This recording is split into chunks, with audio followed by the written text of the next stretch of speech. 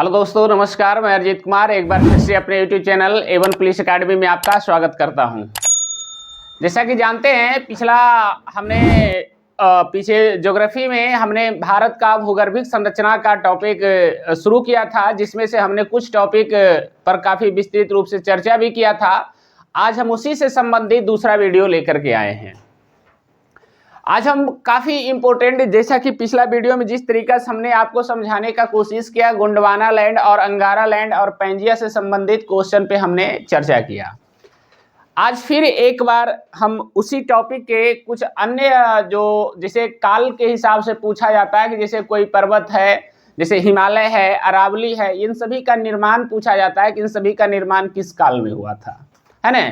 इस तरीके के प्रश्न पूछे जाते हैं। तो इस तरीके जैसे कोई छोटा नागपुर का पठार है, धारवाड़ का पठार है, बुंदेलखंड का पठार है, तो ये सब पठार का नाम दे देगा और पूछेगा इसका निर्माण किस काल में हुआ था। और ये जो बहुत इंपॉर्टेंट है, क्योंकि अब यही सब क्वेश्चन को ज्यादातर इंक्लूड कर रहा है एग्जाम में, तो इन सभी पर ध्यान देना बहुत जरूरी है। चलिए ठीक है, अब देखिए मैं आज शुरू करता हूं और एक एक टॉपिक पर धीरे धीरे चर्चा करूंगा, है ना। चलिए ठीक है, खिड़कियां देखिए। अब यहां से सबसे पहला देखते हैं बउआ कि सबसे प्राचीन में जो बउआ भारत का जो स्थलाकृति बना था, उसमें से सबसे मेन आता है आपका प्री कैम्ब्रियन काल। देखिए मैं यहां पे लिख रहा हूं, आज इसी पर चर्चा करेंगे। प्री कैम्ब्रियन काल, प्री कैम्ब्रियन काल या युग। काल का मतलब समय, प्री कैम्ब्रियन काल। अब यहां से समझना होता है कि इसके बारे में हम समझेंगे कि प्री कैम्ब्रियन काल क्या था और इस काल में कौन कौन सी भारत के मुख्यतः स्थलाकृतियां का निर्माण हुआ, है ना। चलिए तो देखिए, अब यहां से समझिए। तो सबसे पहले ये समझना है कि प्री कैम्ब्रियन काल के हम 4 भागों में बांट कर पढ़ते हैं। क्योंकि जैसे मान के चलिए कि किसी भी पर्वत चट्टान का पहले कुछ निर्माण हुआ, बाद में समय बीतता चला गया तो वो घिस कर कुछ और बन गया। तो इसी तरीका से इसको 4 भाग में हम बांट करके पढ़ते हैं। देखिए मैं बताता हूं, सबसे पहला पढ़ना होता है बउआ आर्कियन काल। ध्यान रखिएगा, आर्कियन काल बहुत इंपॉर्टेंट ये चैप्टर है। दूसरा में आपको पढ़ना होता है धारवाड़। तीसरा में आपको पढ़ना है कुडप्पा।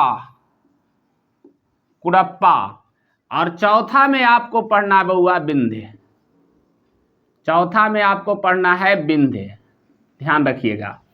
अब यहां से प्रश्न निकलता है, इन चारों को बड़ा बारीकी से समझना होता है। इन चारों को यदि आप समझ गए तो फिर समझिए सारे क्वेश्चन निकल जाएंगे।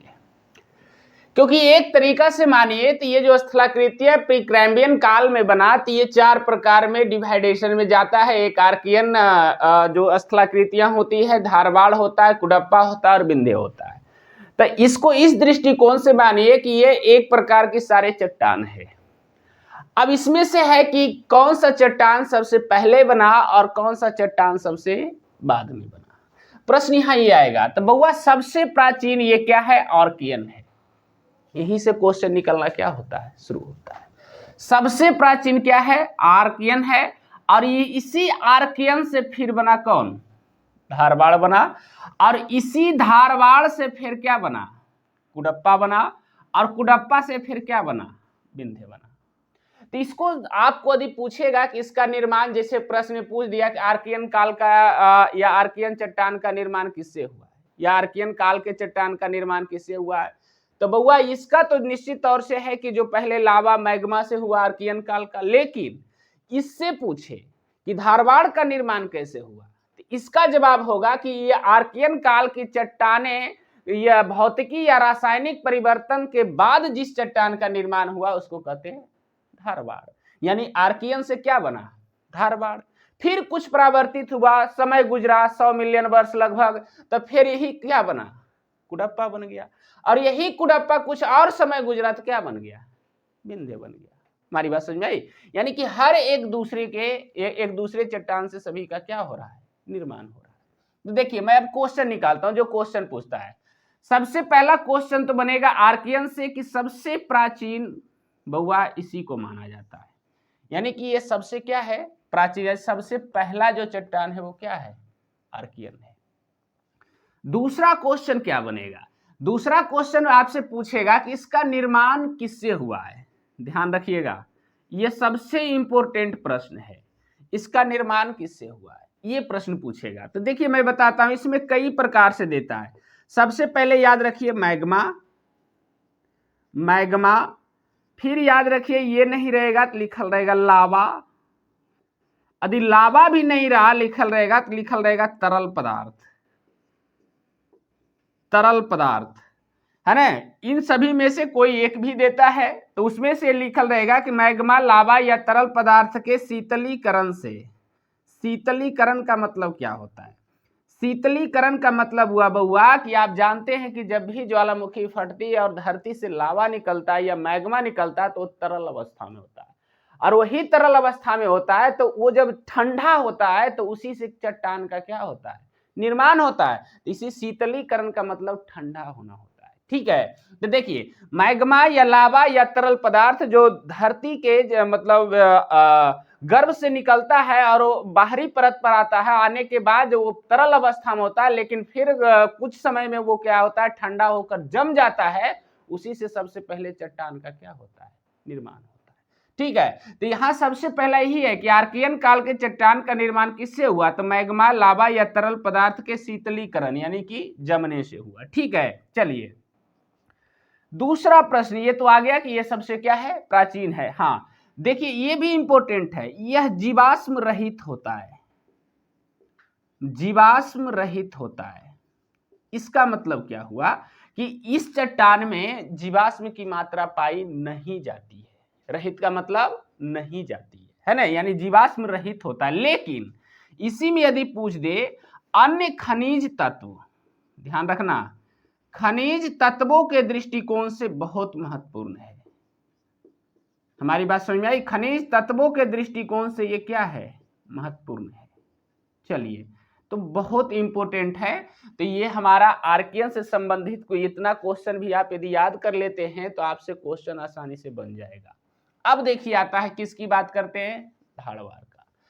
धारवाड़ में भी आता है बउआ, यदि पूछ दे कि धारवाड़ का यदि आपसे पूछ दे निर्माण, धारवाड़ का निर्माण, तो बउआ इसका निर्माण कहते हैं आर्कियन जो चट्टान है उसके परावर्तन से किसका निर्माण हुआ है, धारवाड़ का। यानी डायरेक्ट यदि हम लिखें तो सीधे लिख देंगे कि आर्कियन से, आर्कियन के परावर्तन से या टूटने फूटने से, ऐसे भी कहीं लिखा हुआ रहेगा, आर्कियन के परावर्तन से किसका निर्माण हुआ, धारवाड़ का। धारवाड़ की सबसे बड़ी विशेषता यदि पूछेगा बउआ तो धारवाड़ को माना जाता है प्राचीन अवसादी, ध्यान रखना प्राचीन अवसादी। हालांकि मुख्य अवसादी में आपका विंध्य आएगा, हम पहले ही बता देते हैं, लेकिन यानी अवसादी चट्टान का एक तरीका से निर्माण शुरू हुआ था कहां से, धारवाड़ से। पूरा नहीं बना लेकिन थोड़ा बहुत बनना शुरू हुआ था, ठीक है। अब पूछेगा कुडप्पा, तो कुडप्पा का निर्माण किससे हुआ है, धारवाड़ के परावर्तन से किसका निर्माण हुआ, कुडप्पा। और कुडप्पा ज्यादातर जो है बउआ मुख्य रूप से एक राज्य क्षेत्र में है, वो कौन सा है, आंध्र प्रदेश। ये क्वेश्चन इंपॉर्टेंट है, ठीक है। तो देखिए आर्कियन पहले था सबसे प्राचीन, इससे क्या बना, धारवाड़ बना, धारवाड़ से क्या बन गया, कुडप्पा बन गया, और कुडप्पा से फिर क्या बनेगा, विंध्य। और सबसे ज्यादा इंपॉर्टेंट समझना इसी को है, विंध्य को, है ना। देखिए मैं बताता हूं, सबसे पहले प्रश्न पूछेगा विंध्य का निर्माण, विंध्य का निर्माण तो बउआ किससे हुआ, तो कुडप्पा के परावर्तन से, है ना। तो यहां लिख देते हैं कुडप्पा के परावर्तन से, ध्यान रखिएगा कुडप्पा के परावर्तन से। दूसरी और सबसे इंपॉर्टेंट है कि इन तीनों में कहता है बउआ विंध्य ही है जो जीवाश्म सहित है, ध्यान रखना क्या है, जीवाश्म सहित है। ये प्रश्न बड़ा अच्छा सा है, जो हमारा विंध्य है वो जीवाश्म सहित है, मतलब इसमें जीवाश्म की मात्रा पाई जाती है, ठीक है। दूसरा है, फिर प्रश्न निकलेगा तो बउआ विंध्य में ही अवसादी आते हैं, ध्यान रखना, विंध्य में ही क्या आते हैं, अवसादी आते हैं। और अवसादी को बहुत महत्वपूर्ण चट्टान माना जाता है। अवसादी को महत्वपूर्ण क्यों माना जाता है, हम बताना चाहते हैं बउआ, आप नाम सुने होंगे पेट्रोलियम, इसके दृष्टिकोण से सबसे ज्यादा बार क्वेश्चन पूछा जाता है कि पेट्रोलियम किस चट्टान में पाई जाती है, तो अवसादी में। यदि अवसादी नहीं रहेगा तो क्या रहेगा, विंध्य रहेगा। हमारी बात समझ में आई, क्योंकि क्वेश्चन किसी भी तरीके से आपको घुमा करके दे सकता है। ठीक है, चलिए दूसरी बात एक चीज और मैं बताना चाहता हूं कि ये जो विंध्य चट्टानें होती है बउआ, ये मुख्य रूप से बलुआ पत्थर, नाम सुने होंगे, मुख्य रूप से ये बलुआ पत्थर और चूना पत्थर होते हैं। ध्यान रखना, बलुआ पत्थर और चूना पत्थर होते हैं। तो यहां से समझिए, तब बलुआ पत्थर और चूना पत्थर की मुख्यतः चट्टानें कौन सी होती है, विंध्य। अब देखिए, विंध्य पर मैं चर्चा इसलिए सबसे ज्यादा करना चाह रहा हूं कि पूछता है कि इन चारों जो प्राचीन काल की चट्टानें हैं, इनमें से बिहार में कौन है, या बिहार में कौन पाया जाता है सबसे ज्यादा। हमारी बात समझ में आ रही है, तब राइट आंसर होगा क्या, विंध्य। कैसे, मैं लिखता हूं, देखिए यहां से समझिए, कहता बिहार में नाम सुने होंगे रोहतास, रोहतास, सासाराम। ध्यान रखिए, बिहार में रोहतास सासाराम से शुरू होता है और भर पश्चिमी राजस्थान तक जाता है। हमारी बात समझ में आ रही है, बिहार से शुरू होता है और कहां तक जाता है, राजस्थान तक। यानी कि इन सभी एरिया में कहता है सब कौन सी चट्टानें हैं, विंध्य चट्टानें हैं। हमारी बात समझ में आई, इसीलिए काफी ज्यादा क्या है, महत्वपूर्ण है। और क्यों महत्वपूर्ण है, यदि आपसे पूछ दे उपयोग कि विंध्य चट्टान का उपयोग मुख्य रूप से कहां होता है, तो बउआ कहता है कि इसका सबसे मुख्य रूप से उपयोग होता है भवन निर्माण में। ध्यान रखिएगा, भवन निर्माण में, यानी कि विंध्य चट्टाने की उपयोग किससे होती है, भवन निर्माण में। अब यहां से प्रश्न, अब देखिए कुछ और प्रश्न निकलेगा, क्या निकलेगा, अधिकतर बार अब के एग्जाम में क्या कर रहा है कि किसी न किसी भवन का नाम दे देता है और उससे पूछता है कि इसका निर्माण किस चट्टान से हुआ है या किस प्रकार की चट्टान से हुआ है। तब आपका थोड़ा देर के लिए समझना होता है कि आखिर कहां से चट्टान आया और किस प्रकार के चट्टाने से निर्माण हुआ। तब मैं देखिए कुछ ऐसे स्थान का नाम लिखता हूं, क्योंकि स्थान के नाम से ही संबंधित क्वेश्चन सबसे ज्यादा बार पूछा जाता है। जैसे में आप नाम सुने होंगे, देखिए मैं यहां स्थान लिख रहा हूं ऊपर में, स्थान में आप निश्चित तौर से सुने होंगे लाल किला, सुने होंगे लाल किला। आप नाम सुने होंगे फतेहपुर सिकरी, फतेहपुर सिकरी है ना। और क्या सुने होंगे, जैसे हो गया लाल किला हो गया, फतेहपुर सिकरी हो गया। इसके अलावे फिर देखिए क्या कहता है, अकबर का मकबरा जो सिकंदरा में है, अकबर का मकबरा, ध्यान रखिएगा, अकबर का मकबरा। या सबसे फेमस बिहार में है शेर शाह का मकबरा, इसको भी ले लेते हैं, कोई दिक्कत नहीं है, शेर शाह का मकबरा। देखिए अब ये क्या क्वेश्चन हम बताएं, क्वेश्चन हम आपको ये बताने के चाह रहे हैं कि ये सब जो इमारत है, क्योंकि लाल किला बहुत बड़ी इमारत है, फतेहपुर सिकरी बहुत बड़ी इमारत है, सासाराम में जो शेर शाह का मकबरा है वो भी बहुत बड़ी इमारत मानी जाती है। हमारी बात समझ में आई, तो मैं आपको बताना चाहता हूं कि ये सब जो इमारत है बउआ, लाल किला, फतेहपुर सिकरी, अकबर का मकबरा, ये सब के सब लाल बलुआ पत्थर से बना हुआ है। सबसे इंपॉर्टेंट प्रश्न यही है। यानी कि एक कॉमन वे में हम आपको बताना चाहते हैं कि ताजमहल को छोड़ दीजिए और एक दो को और छोड़ दीजिए, बाकी शेष जो मध्यकाल में, शेष जो मध्यकाल में भवन बना, उस सब के सब लगभग लाल बलुआ पत्थर से बनाया गया है। तो देखिए अभी ने हम लिखे कि विंध्य चट्टान के अंतर्गत मुख्यतः आता है लाल बलुआ पत्थर और क्या आता है, चूना पत्थर। और इसी लाल बलुआ पत्थर और चूना पत्थर से ही ये सारे लाल किला, फतेहपुर सिकरी, अकबर का मकबरा, शेर शाह का मकबरा और भी बहुत सारे, हुमायूं का मकबरा, सब के सब लाल बलुआ पत्थर से क्या है, बना हुआ है। यदि आपको बिलीव नहीं है तो कभी आप जाइएगा देखने के लिए, तो निश्चित तौर से वो देखने में ऐसे भी लाल टाइप का ही पूरा चट्टान लगेगा। तो उसी को लाल बलुआ पत्थर से बना हुआ है। और अब के एग्जाम में क्या कर रहा है कि लाल बलुआ पत्थर ऑप्शन ना दे करके क्या देता है, बिंद देता है। ये 4 को दे देगा, आर्कियन, धारवाड़, कुडप्पा, बिंद। तो आप तो हालांकि एग्जाम में तो ज्यादातर लोग रटे हुए हैं लाल बलुआ पत्थर, लाल बलुआ पत्थर।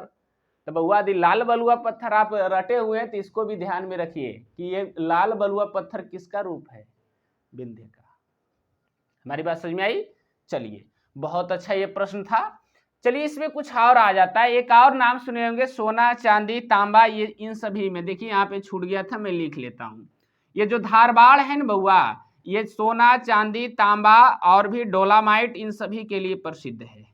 ध्यान रखिएगा, सोना, चांदी, तांबा, डोलामाइट, ध्यान रखिए। और भी बहुत सारे जो इंपॉर्टेंट खनिज आते हैं वो सब के सब मुख्यतः किसमें पाए जाते हैं, धारवाड़ में। हमारी बात समझ में आई? चलिए, तो देखिए इन सभी में आप समझ गए, आर्कियन, धारवाड़, कुडप्पा और क्या, बिंद। इसके बाद जो हम प्रश्न बताएंगे वो कॉमन होगा, उसमें केवल उसका आंसर होगा एक ही को, प्री कैम्बियन। इसमें हमने प्री कैम्बियन को भी कई भागों में क्या कर दिया, बांट दिया, जिससे आपको यदि किसी तरीका से क्वेश्चन पूछे तो समझने में कोई परेशानी नहीं हो। ठीक है, चलिए तो अब नोट्स बनाइए और लिखना शुरू कीजिए। जहां तक नोट्स बना चुके थे उसके आगे लिखिएगा, लिखिएगा भारत के अंतर्गत, भारत के अंतर्गत मुख्य रूप से, भारत के अंतर्गत मुख्य रूप से प्री कैम्बियन काल की, भारत के अंतर्गत मुख्य रूप से प्री कैम्बियन काल की, प्री कैम्बियन काल की चट्टानें अथवा स्थलाकृतियां, चट्टानें अथवा स्थलाकृतियां देखने को मिलता है, देखने को मिलता है, देखने को मिलता है। ठीक है, चलिए अगला पॉइंट में लिखना, प्री कैम्बियन काल की स्थलाकृतियों को, प्री कैम्बियन काल की स्थलाकृतियों को, स्थलाकृतियों को मुख्य रूप से, मुख्य रूप से 4 भागों में विभाजित कर दिया गया है, 4 भागों में विभाजित कर दिया गया है। वे 4 भाग निम्न हैं, वे 4 भाग निम्न हैं, वे 4 भाग निम्न हैं। चलिए हो गया। सबसे पहला में आर्कियन लिख करके डैश दीजिए, आर्कियन, आर्कियन, आर्कियन लिख के डैश दीजिए, लिखिएगा सबसे प्राचीन, सबसे प्राचीन चट्टान, सबसे प्राचीन चट्टान आर्कियन है, सबसे प्राचीन चट्टान आर्कियन है, जिसका निर्माण, जिसका निर्माण मैग्मा, मैग्मा या लावा, मैग्मा या लावा या तरल पदार्थ, मैग्मा या लावा या तरल पदार्थ के शीतलीकरण, तरल पदार्थ के शीतलीकरण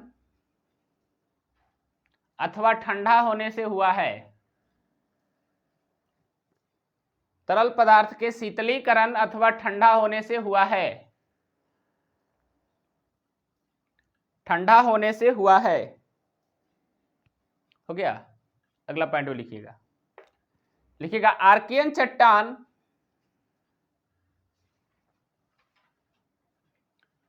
आर्कियन चट्टान जीवाश्म रहित होता है। आर्कियन चट्टान जीवाश्म रहित होता है। रहित होता है। जबकि अन्य खनिज तत्वों के मामले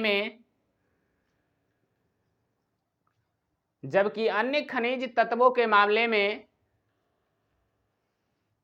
यह महत्वपूर्ण है। यह महत्वपूर्ण है। हो गया। एक क्वेश्चन और लिखिएगा इसी में।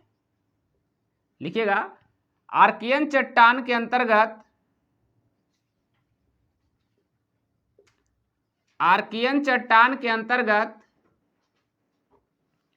ग्रेनाइट और नीस आर्कियन चट्टान के अंतर्गत ग्रेनाइट और नीस चट्टानें आती है।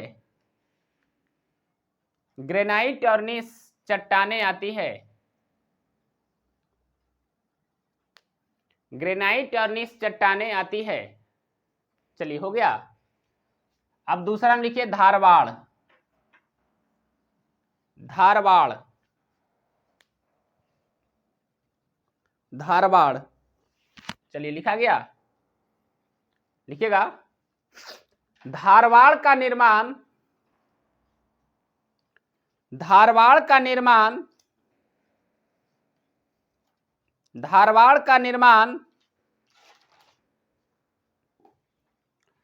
आर्कियन संरचना या आर्कियन चट्टान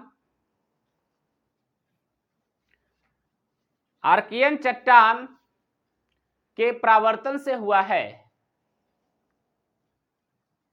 आर्कियन चट्टान के परावर्तन से हुआ है। हो गया। आर्कियन चट्टान के परावर्तन से हुआ है।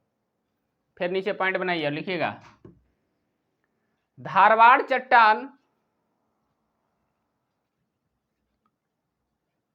धारवाड़ चट्टान को सबसे प्राचीन अवसादी चट्टान माना जाता है। सबसे प्राचीन अवसादी चट्टान माना जाता है। हो गया। लिखिएगा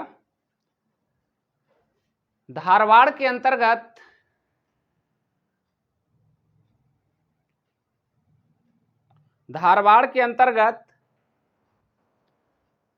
कुछ निम्नलिखित खनिजें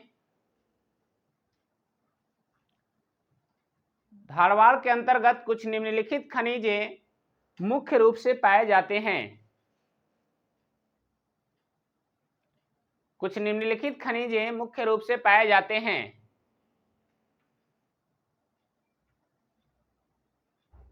मुख्य रूप से पाए जाते हैं। नीचे लिखिए जैसे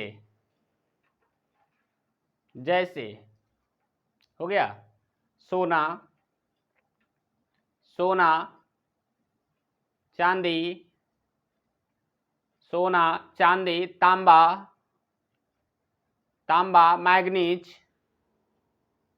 मैग्नीज लोहा डोलामाइट अबरक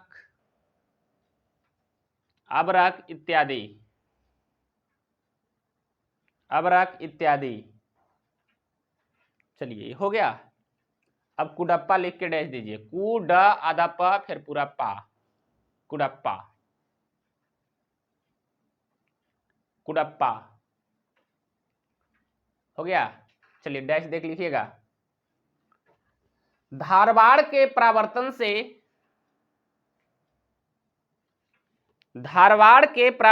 से कुडप्पा का निर्माण हुआ है। धारवाड़ के परावर्तन से कुडप्पा का निर्माण हुआ है। कुडप्पा का निर्माण हुआ है जो मुख्य रूप से आंध्र प्रदेश क्षेत्र में देखा जाता है। जो मुख्य रूप से आंध्र प्रदेश क्षेत्र में देखा जाता है।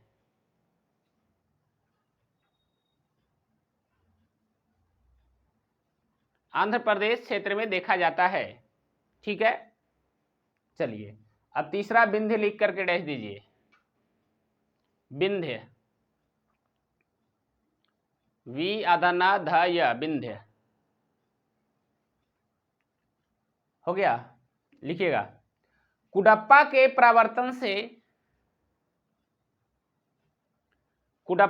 परावर्तन से विंध्य का निर्माण हुआ। कुडप्पा के परावर्तन से विंध्य का निर्माण हुआ।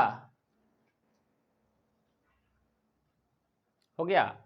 फिर आगे पॉइंट बनाइए, लिखिएगा, विंध्य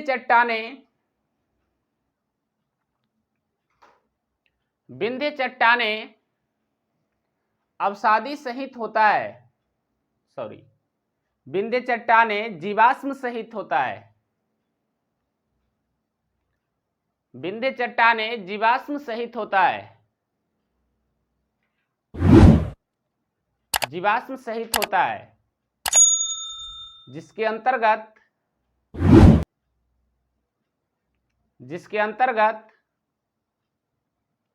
अवसादी चट्टानें भी आते हैं। जिसके अंतर्गत अवसादी चट्टानें भी आती हैं। हो गया। अगला पॉइंट में लिखिएगा,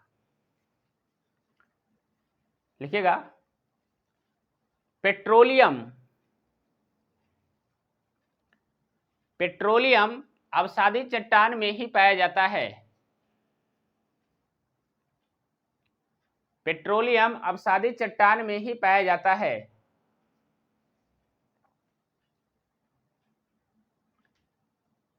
हो गया। अगला पॉइंट लिखिए, विंध्य चट्टान के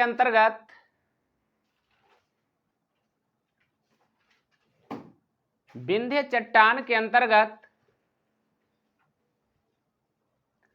बलुआ पत्थर और चूना पत्थर। विंध्य चट्टान के अंतर्गत बलुआ पत्थर और चूना पत्थर भी आते हैं। बलुआ पत्थर और चूना पत्थर भी आते हैं, जिसका उपयोग मुख्य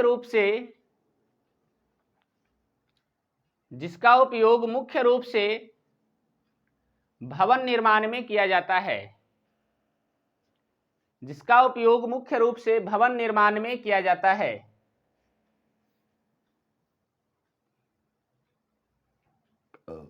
हो गया। अगला पॉइंट भी लिखिएगा,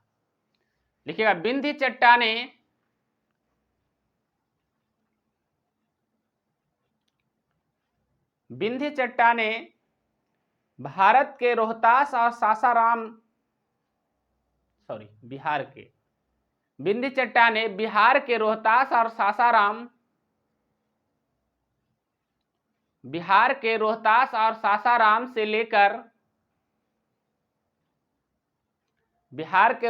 और सासाराम से लेकर पश्चिमी राजस्थान तक पाया जाता है।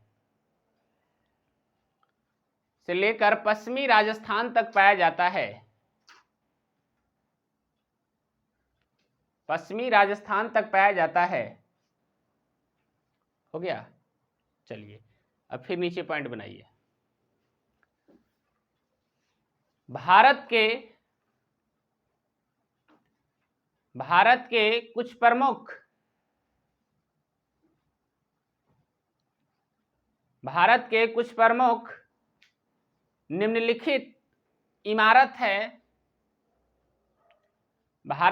प्रमुख निम्नलिखित इमारत है जिसका निर्माण जिसका निर्माण बलुआ पत्थर से हुआ है, जिसका निर्माण बलुआ पत्थर से हुआ है।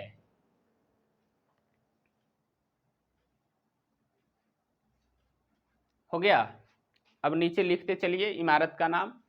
लिखिए सबसे पहले लाल किला, लाल किला, फिर कॉमा दीजिए, फतेहपुर सिकरी, फतेहपुर सिकरी, अकबर का मकबरा, अकबर का मकबरा, हुमायूं का मकबरा,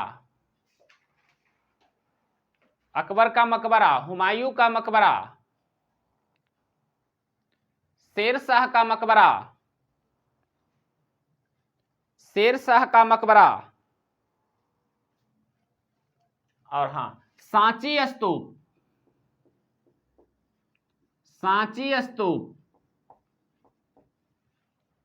सांची स्तूप इत्यादि कर दीजिए, सांची स्तूप इत्यादि।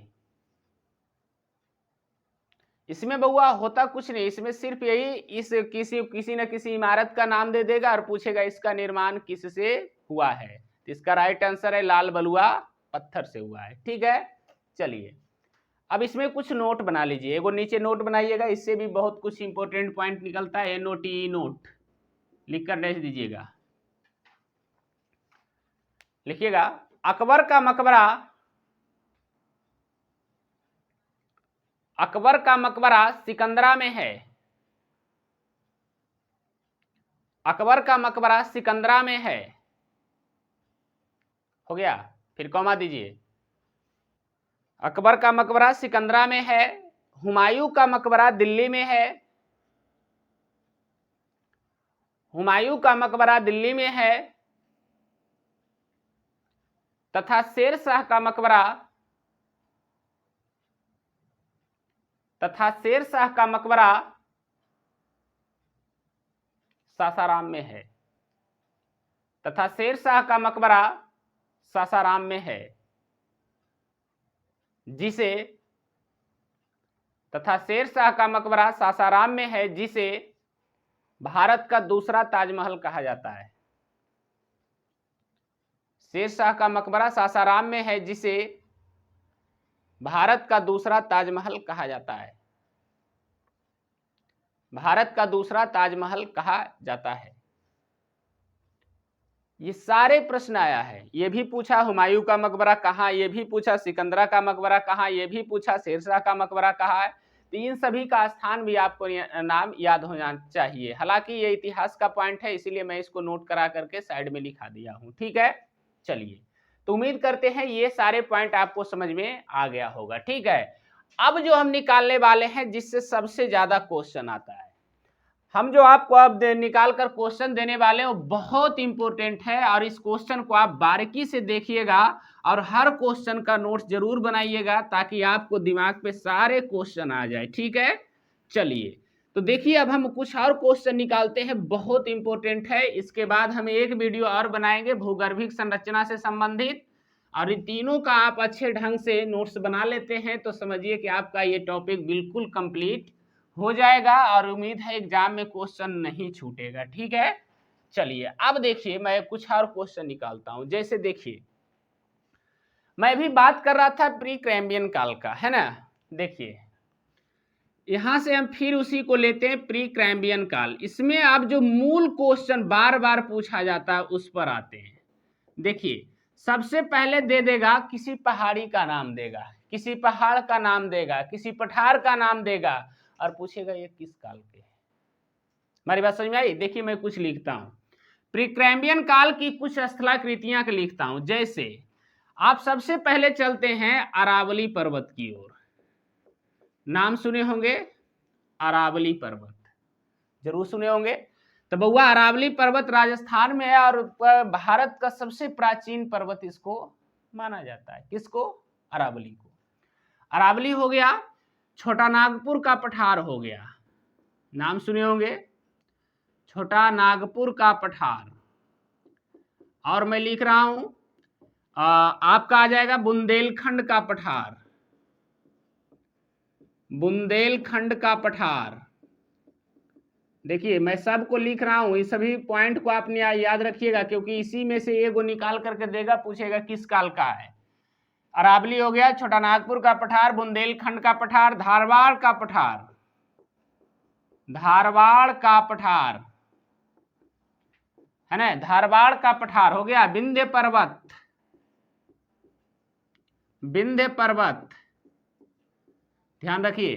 तो ये सब जो स्थलाकृतियां हैं बउआ, ये सब के सब क्या है, किस काल के हैं, प्री कैम्बियन काल के। लेकिन उससे भी इंपॉर्टेंट आपको पूछेगा हिमालय किस काल के हैं।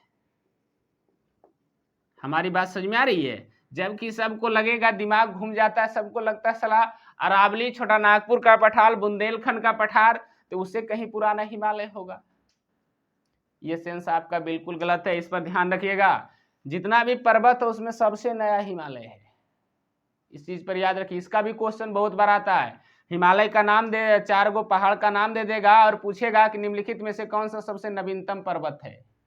हमारी बात समझ में आई? तो जैसे ही नवीनतम पूछे तो आप हिमालय को अटेम्प्ट कीजिए, देखिएगा 100% आपका क्वेश्चन सही हो जाएगा।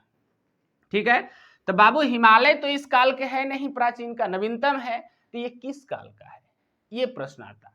मैं आपको बता देना चाहता हूं, टर्शियरी युग के हैं ये। हमारी बात समझ में आई? टर्शियरी युग या काल, हमारी बात समझ में आई? ये आंसर सही है। यदि हिमालय पूछे तो टर्शियरी युग या काल का है, लेकिन यदि अरावली पूछे तो किस काल का है, प्री कैम्बियन काल का है। हमारी बात समझ में आई? चलिए, लेकिन इसमें आता है बउआ कि इसमें एक और आता है, भारत का वर्तमान स्थलाकृति। ध्यान रखना, भारत का वर्तमान स्थलाकृति, स्थलाकृति किस काल के हैं, ये प्रश्न है, बहुत इंपॉर्टेंट है। जैसे हम पीछे आपको जब पढ़ाए थे पिछला वीडियो में, हमने बताया कि पहले तो सारा के सारा पूरा महाद्वीप एक ही था जिसको पैंजिया कहा जाता था, फिर वो बट गया गोंडवाना लैंड और अंगारा लैंड में, फिर बढ़ते बढ़ते 7 महाद्वीप में बट गया, यानी समय जैसे जैसे बीतता गया बढ़ता चला गया। तो प्रश्न है कि भारत का जो भी हम मैप बनाते हैं, यानी कि भारत का जो मूल आकृति है वो किस काल में ये बना था। हमारी बात समझ में आई? तब इसका आंसर होगा प्लीस्टोसीन काल, आधा पली, प्लीस्टोसीन काल। हमारी बात समझ में आई? ये भी बहुत ज्यादा क्या है, इंपॉर्टेंट है। कभी कभी एक और इसमें हमको ये टर्शियरी युग से याद आ गया, अधिमान का भी हम आपको बताए थे कि धारवाड़ में था, धारवाड़ चर्चा कर रहे थे, वहां आप शादी का चर्चा आया था। हमारी बात समझ में आई? लेकिन यदि वो नहीं रहे तो आप टर्शियरी को भी निकाल सकते हैं। क्यों निकाल सकते हैं बउआ? क्योंकि जब हमने बताया कि आर्कियन था, आर्कियन के बाद बना धारवाड़, हमारी बात समझ में आई? उसके बाद कुडप्पा, फिर क्या बना, विंध्य बना। तो उसमें कभी कभी टर्शियरी युग का भी चर्चा करता है, तो उसमें हमने जब धारवाड़ पठार लिखा रहे थे तो वहां जरूर लिखाए होंगे कि सबसे प्राचीन अवसादी माना जाता है धारवाड़ को, हम वहां चर्चा किए थे, आप पीछे जाकर के देखिएगा। तो बाबू इसीलिए कहा जाता है, तब हम आपको बताना चाहते हैं कि यदि टर्शियरी ये नहीं रहा तो टर्शियरी युग भी आपका रहेगा, क्योंकि बाद में जितना भी अथी हुआ उसमें जीवाश्म की मात्रा काफी ज्यादा गई। अब इसको यदि सेंटेंस से लेकर चलिएगा कैसे, तो बउआ कहा गया है कि पृथ्वी पहले तो जीव विहीन था, तो जीव विहीन था तो धीरे धीरे घर के चट्टान बना, चट्टान से कुछ और परिवर्तित हुआ तो कुछ बैक्टीरिया बना, फिर कुछ अन्य जीव की उत्पत्ति हुई, फिर पेड़ पौधे की उत्पत्ति हुई। तो बउआ जो जीवाश्म नीचे बनता है उस सारा का सारा पेड़े पौधे और अथी का होता है बाबू, तो ये उत्पन्न होगा तब ना जा करके बनेगा। हमारी बात समझ आई? तो इसीलिए आपसे प्रश्न पूछे तो टर्शियरी युग में भी पेट्रोलियम, जैसे इसमें अधिक पूछ दे कि पेट्रोलियम युग पूछ दे कि पेट्रोलियम ज्यादातर किस युग के हैं, ऐसे हमारी बात समझ में आई? तब इसका आंसर होगा क्या, टर्शियरी। तो दोनों पे थोड़ा सा ध्यान रखना होता है, तो मैं इस पर इसलिए चर्चा कर दिया। अरावली, छोटा नागपुर, बुंदेलखंड, ये सब धारवाड़ का पठार, ये सब किस काल के हैं, प्री कैम्बियन। लेकिन हिमालय किस काल के हैं, टर्शियरी। हमारी बात समझ में आई? अब भारत की वर्तमान जो स्थलाकृति है वो किस काल की है, तो प्लीस्टोसीन काल की है। ये भी बहुत इंपॉर्टेंट है, समझा? सबसे ज्यादा यही 3 क्वेश्चन पूछा जाता है। चलिए तो इसको नोट कीजिए, लिखिएगा, लिखिएगा प्री कैम्बियन काल के, प्री कैम्ब्रियन काल के कुछ निम्नलिखित आकृतियां हैं, कुछ निम्नलिखित स्थलाकृतियां हैं। प्री कैम्ब्रियन काल के कुछ निम्नलिखित स्थलाकृतियां हैं, कुछ निम्नलिखित स्थलाकृतियां हैं। लिखिएगा अरावली, अरावली, फिर कॉमा दीजिए, लिखिए छोटा नागपुर का पठार, अरावली, छोटा नागपुर का पठार, फिर कॉमा दीजिए बुंदेलखंड का पठार, बुंदेलखंड का पठार, फिर कॉमा दीजिए धारवाड़ का पठार, धारवाड़ का पठार, फिर कॉमा दीजिए विंध्य पर्वत, विंध्य पर्वत, विंध्य पर्वत, और उसमें जोड़िएगा सेवाराय की पहाड़ी, क्योंकि क्वेश्चन यही सब कभी कभी डालते रहता है। सेवाराय की पहाड़ी, फिर नीचे कॉमा देख लिखिएगा जवादी की पहाड़ी, जवादी, जवादी की पहाड़ी, जवादी की पहाड़ी इत्यादि कर दीजिए, इत्यादि। हो गया। इसमें एक फिर नीचे नोट बनाइए, सबसे ज्यादा क्वेश्चन इसका देखिए पूछा जाता है बार बार, इसका स्थान पूछता है बहुत बार। लिखिएगा सेवाराय की पहाड़ी और जवादी की पहाड़ी, सेवाराय की पहाड़ी और जवादी की पहाड़ी तमिलनाडु में स्थित है, तमिलनाडु में स्थित है। चलिए हो गया। फिर अगला पॉइंट भी लिखिएगा सेवाराय की पहाड़ी और जवादी की पहाड़ी तमिलनाडु में है। फिर पॉइंट बनाइए आगे, लिखिएगा हिमालय, हिमालय टर्शियरी युग का पर्वत है, हिमालय टर्शियरी, हिमालय टर्शियरी युग का पर्वत है, हिमालय टर्शियरी युग का पर्वत है। हो गया। फिर आगे लिखिएगा भारत का वर्तमान स्थलाकृति,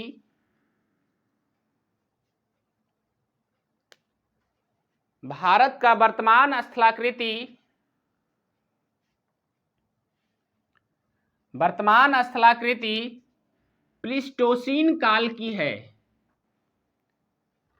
प्लीस्टोसीन काल की है। भारत की वर्तमान स्थलाकृति प्लीस्टोसीन काल की है। ठीक है, एक नीचे और नोट बनाइए, लास्ट में एक पॉइंट और लिखिएगा नोट बनाकर। नोट में लिखिएगा विश्व का सबसे नवीनतम बलित पर्वत, विश्व का सबसे नवीनतम बलित पर्वत हिमालय है। विश्व का सबसे नवीनतम या नया बलित पर्वत हिमालय है। वलित, वलित, वलित पर्वत हिमालय है। हो गया। चलिए, तो उम्मीद करते हैं कि आज हमने बहुत सारे पॉइंट पर चर्चा किया, मुख्य रूप से प्री कैम्ब्रियन काल वाला। अब देखिए अगले वीडियो में हम काफी विस्तृत रूप से लाएंगे कि जैसे सीनोजोइक युग पढ़ना है, सीजोजोइक युग पढ़ना है, तीन सभी से पूरा नहीं पढ़ाएंगे, लेकिन जो मूल क्वेश्चन आपका आता है वो मैं आपको निकाल कर दे दूंगा। ठीक है, चलिए, तो बहुत अच्छा। तो आज हमने कोशिश किया आपको कि आपको हम प्री कैम्ब्रियन काल के बारे में समझा सके। चलिए ठीक है, तो यदि आपको वीडियो अच्छा लगा हो तो अपने दोस्तों के साथ शेयर कीजिए, इस चैनल को लाइक कीजिए, सब्सक्राइब कीजिए और कुछ कमेंट करके जरूर बताइए कि आपको इस ये वीडियो कैसा लगा। ठीक है, तब तक के लिए धन्यवाद।